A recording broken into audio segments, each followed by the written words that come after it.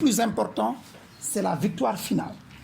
Donc il y a une victoire d'étape aujourd'hui qui nous a permis d'obtenir sa liberté provisoire.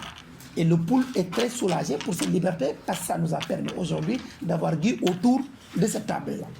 Donc nous allons continuer le combat judiciaire en utilisant encore une fois toutes les ressources que nous donne la loi, sur le plan interne, sur le plan régional comme sur le plan international, jusqu'à l'obtention d'une décision de non-lieu.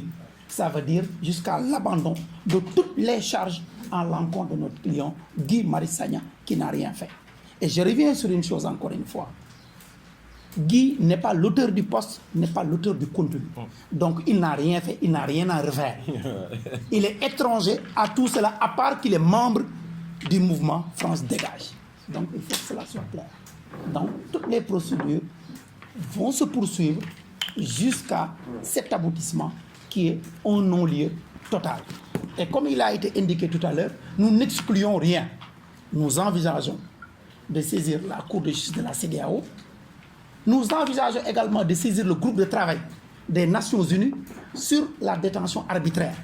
Et nous sommes en train de nous réunir pour voir l'opportunité, le moment pour mettre en branle tout cela. Mais rien n'est exclu pour que Guy Marius Sagna soit lavé de tout soupçon, soit innocenté de tout.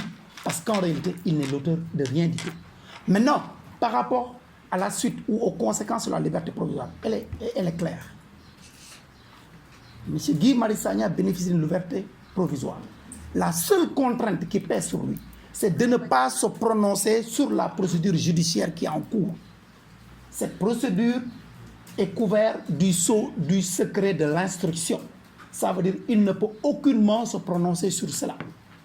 Ni des questions qui lui ont été posées en cours de procédure, ni de ses réponses. Moi-même, son avocat, je n'ai pas ce droit et j'ai toujours respecté ce secret de l'instruction.